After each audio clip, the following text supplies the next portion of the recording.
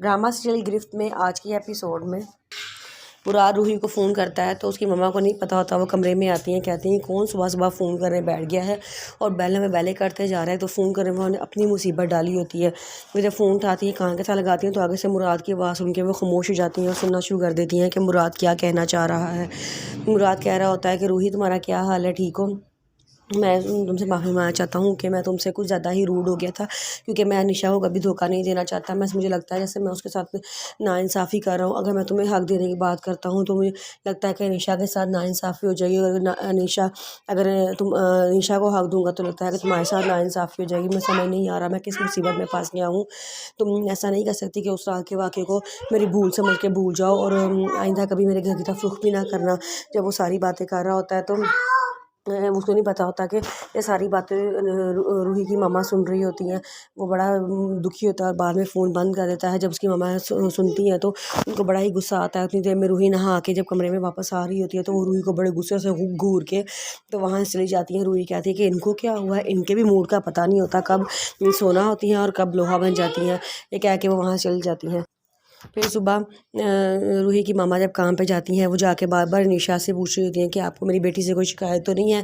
अनीशा बार बार कहती है कि नहीं, मुझे कोई शिकायत नहीं है। तो फिर वो दोबारा उनसे पूछने के लिए आती, कहती बेगम साहिबा मैंने साहब को खाना ऑफिस भिजवा दिया है और मैंने आपसे बात करनी है। तो वो कहती है कि जी बोलो। तो वो कहती है कि मुझे ये बता दें कि आपको मेरी रूही से कोई शिकायत तो नहीं है।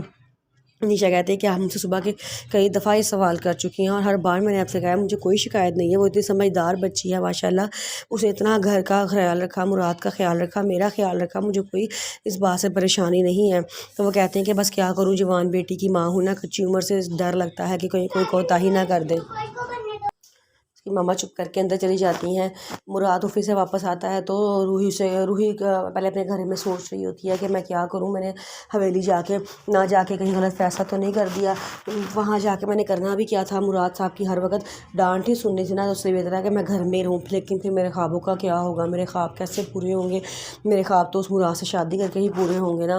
कहती चलो ठीक है, मैं बॉस को कॉल करती हूँ।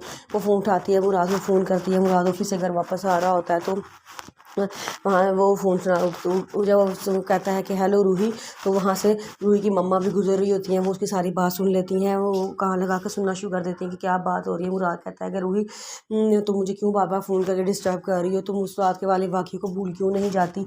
मैं अपनी बेगम अनीशा को कभी भी धोखा नहीं दे सकता। तो मुझे क्यों धोखा देने पे मजबूर कर रही हो? मैं फैमिली वाला हूँ, अच्छा नहीं लगता, ये बातें हमें ज़ेद नहीं देती। तुम सब कुछ भूल क्यों नहीं जाती? रूही कहती है तो मेरा क्या होगा, मेरा हक़ कौन मुझे देगा?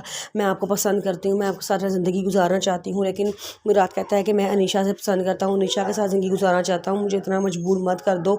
मैं अनीशा के बग़ैर नहीं रह सकता। वो मेरी बीवी है, वही मेरा सब कुछ है। मैं और उसके बारे में सोच भी नहीं सकता। हम दो के दरमियान कोई तीसरा कभी आ ही नहीं सकता, चाहे जो मर्ज़ी हो जाए। तुम कौन होती हो बीच में आने वाली?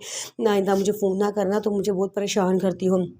रूही कहती है कि अगर आपने मुझे ना अपनाया ना तो मैं कुछ खा के मर जाऊंगी। मुराद कहता है कि खुदा का वास्ता ऐसी बातें मत करो रूही, मेरे पे तरस खाओ, मुझ पे इतना जुल्म मत करो।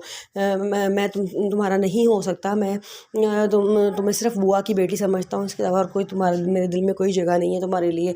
जब वो कह के चला जाता है तो उसकी मामा बड़ा परेशान होती हैं। वो सारी बातों के बारे में सोचती हैं, कहती हैं कि रूही तू इतनी गिर जाएगी, ये कभी मैंने सोचा भी नहीं था। वो कहती हैं कि इसको मैं घर जाके पूछती हूँ।